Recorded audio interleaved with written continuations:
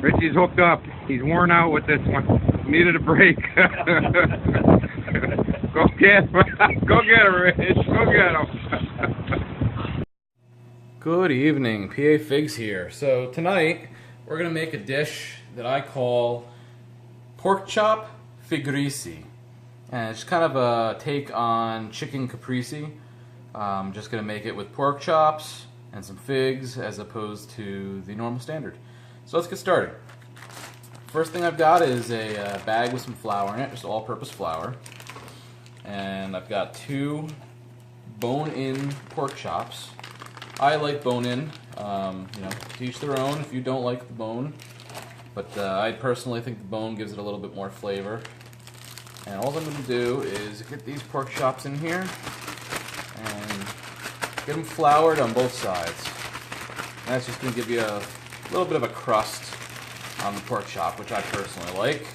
If you're on a diet, feel free to skip that step.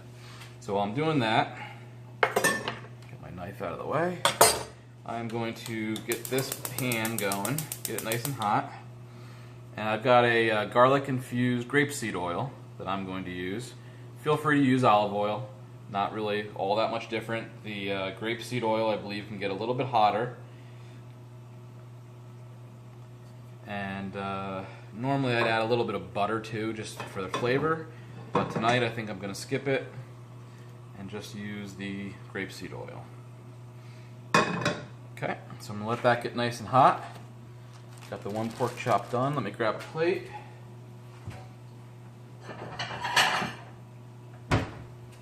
I'll put this 1 pork chop on the plate so I can get the other one coated. And this is just flour. You could mix your salt and pepper in with it if you wanted to. I'm going to actually coat or season after I get the pork chop going here. Probably many easier ways to coat pork chop with flour, but this is the way I do it. Works pretty well. Okay, pork chops are coated.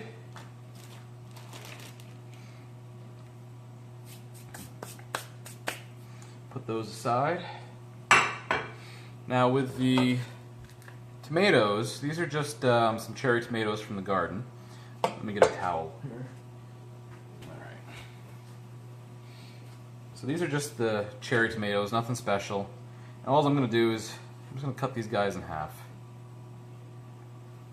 Nothing fancy. Cutting them in half just lets some of the juice escape.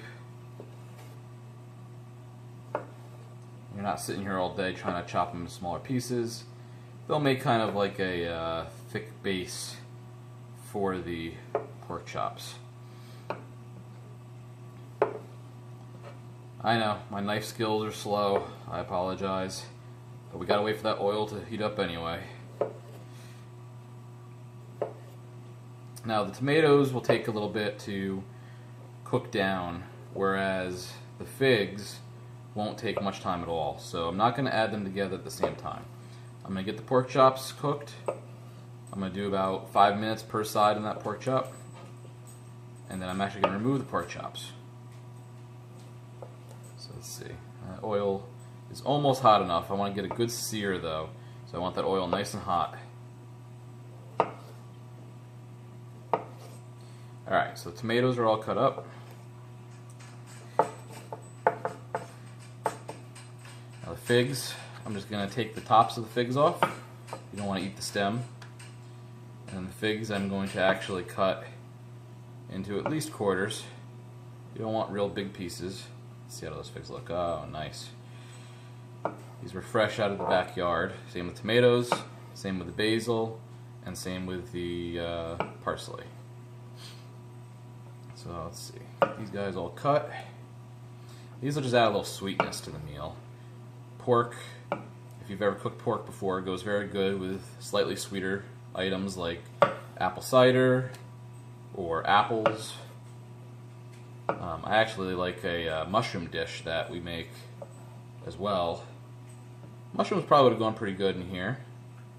I'm a big fan of mixing things together and trying different things. I haven't tried this recipe before, I will warn you that, so hopefully it turns out well. It is one of my favorite chicken recipes, so I don't see why it wouldn't come out just as good with pork and figs. Nothing to really hate about pork chops and figs. Okay. Ooh, little sticker from the basket. That's not good. Alright, so I'm going to put those figs aside. The mozzarella I'm not going to cut yet, but I'm going to cut my basil and my parsley separate. This is a Thai basil that we grow in the garden. It's a little bit spicier than your normal basil. Gives it a bit more of a kick. I'm just going to chop it up nicely.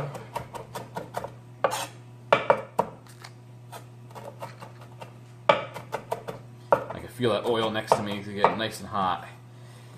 So as soon as I get this chopped up, I'm going to start those pork chops. Alright, don't need to go crazy with the basil. That should be good. And let me go ahead and get these pork chops in here. Now when you put pork or anything into hot oil, make sure you drop it away from you.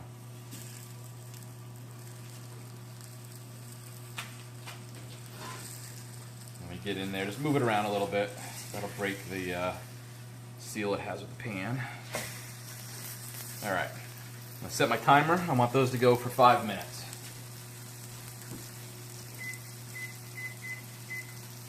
That's going to be 5 minutes per side. So while that's cooking, I'm going to chop up this parsley. This is just normal Italian parsley. Just picked it from my garden. Nothing fancy about it. And again, you just want to get it nice and chopped up. You don't have to go crazy.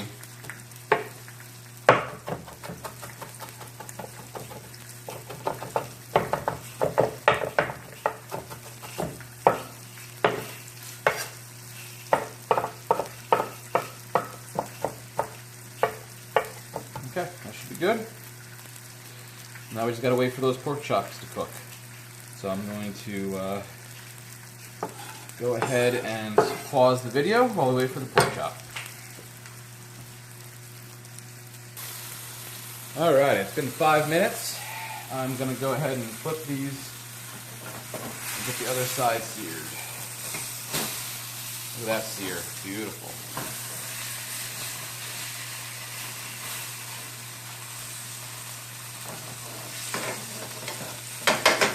Alright, we're going to give that another 5 minutes. Holy smokes, so I almost forgot to season everything. Pork chops need to be seasoned, so put a bit of salt and some black pepper. And that's really all you need. You don't need to go crazy.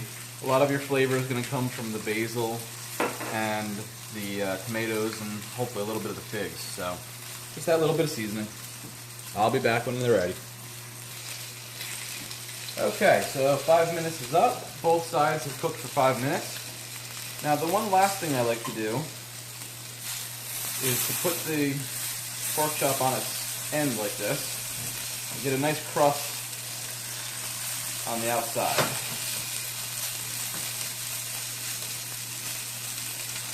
Just a couple seconds. I'll just kind of move it around like this. Just try to get all the outside with a little bit of crust on it.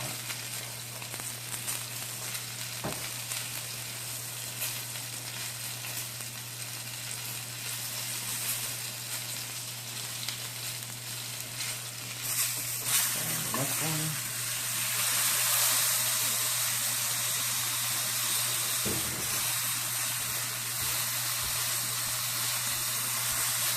Keep rolling around like that in the oil. Whew, the oil's hot. Keep your hands away from being over the pot. That would be good. And the inside curve you're not going to get, so don't kill yourself over that. At this point, I'm going to turn the heat down a little bit because I'm starting to get a little bit of burn in the corner. All right, they are good to go. Get a plate.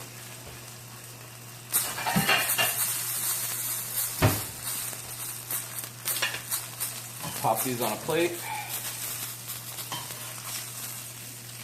and just put them aside for right now.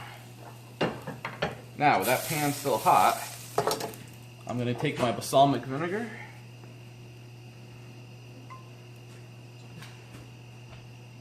I'll pour that in there to deglaze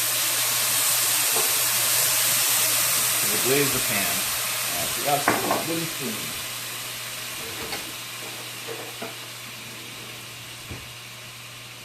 Alright. Now all I'm going to do is try to scrape up all those little bits that were left over from the pork. All the good little pieces.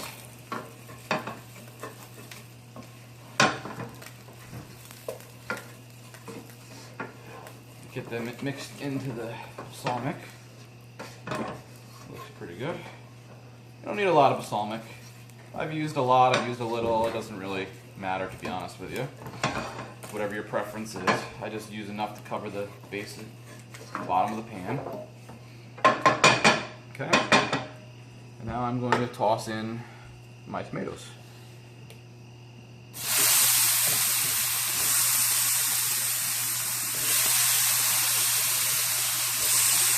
Toss my basil in.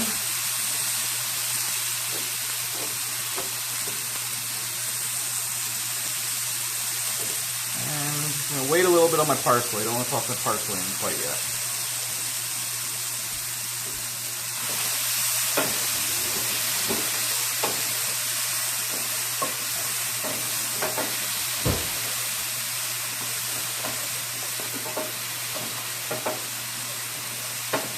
Alright, I'm going to let these simmer for about, 5 minutes or so. You'll see the tomatoes will get wrinkly and they'll start to thin out a little bit. And see how doing this with the pan? Doing that with the pan just spreads everything out even so that it all cooks. Alright, let me just make sure in the camera you can see what's going on over here. Oh yeah. Alright, we're going to let that go for a few minutes. Alright, so it's been about 3 minutes. Now the next thing I like to do is I like wine with dinner.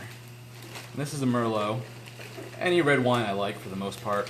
But whenever I'm making dinner that has a sauce of any type, I always like to add a little bit of the wine that I'm having with dinner.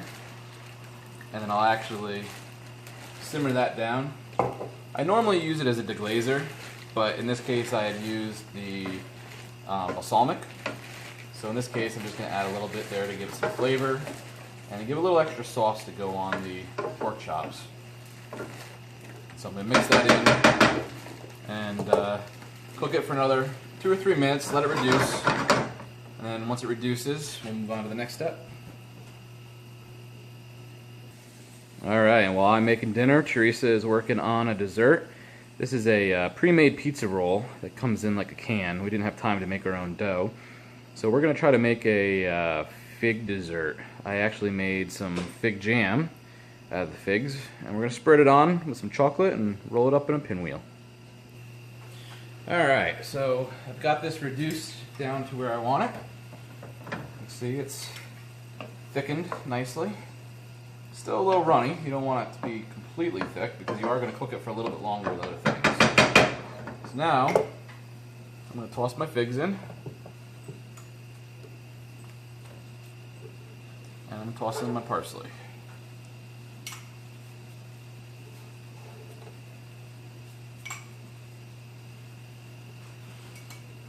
Get this all mixed up.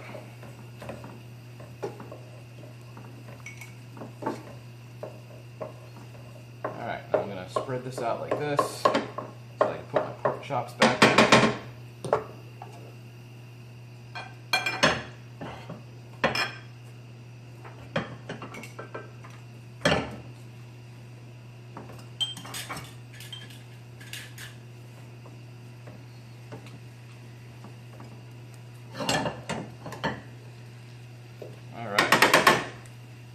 Let that continue to cook for a little while. Now while that's cooking, I'm going to slice up some mozzarella. And this is fresh mozzarella. I much prefer the fresh mozzarella over the pre-grated or the stuff that you can buy pre-made.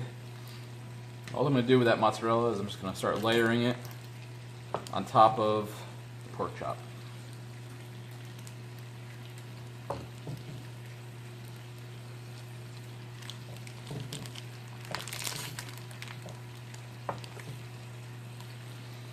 Just like so.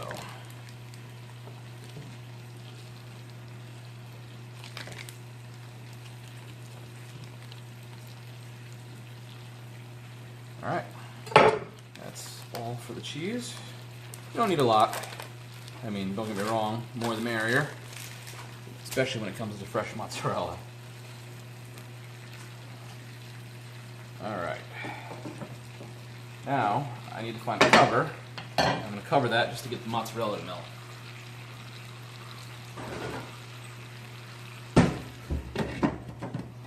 It won't take long. That mozzarella will probably melt within a matter of minutes, so stand by.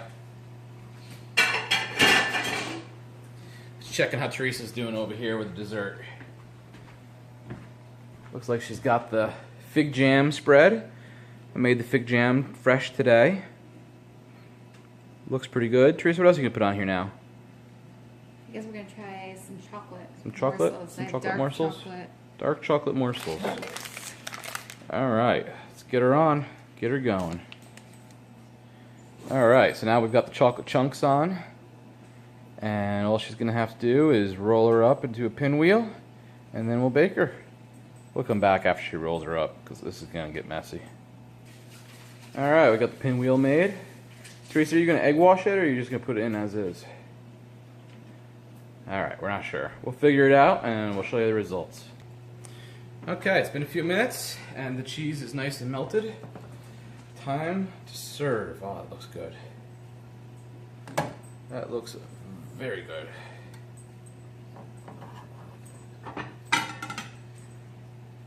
Alright, so first the pork chop. All I'm going to do is grab a little bit of this mixture down here and put it right over top.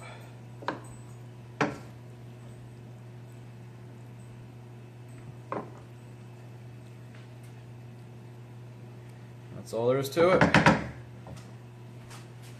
There we have a little bit of what I like to call pork chop Fig-rese.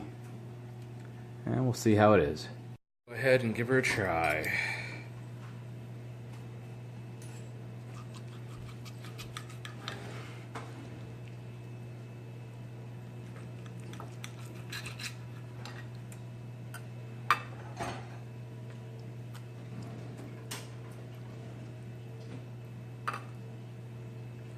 Ooh, it's hot.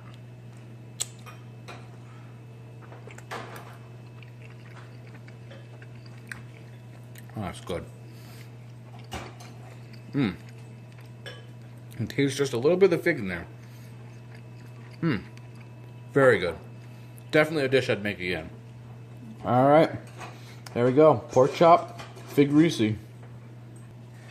Alright, and our fig jam roll is done as well. We will come back to that once we are done eating. Alright, dinner was excellent. Let's cut open dessert and see what we got here.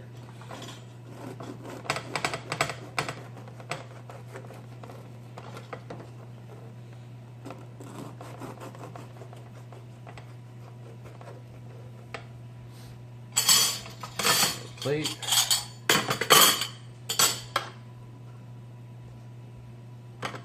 Ooh, that looks good.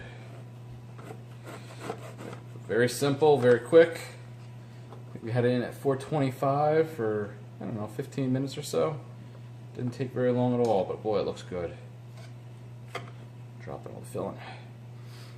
Alright, let's give her a try.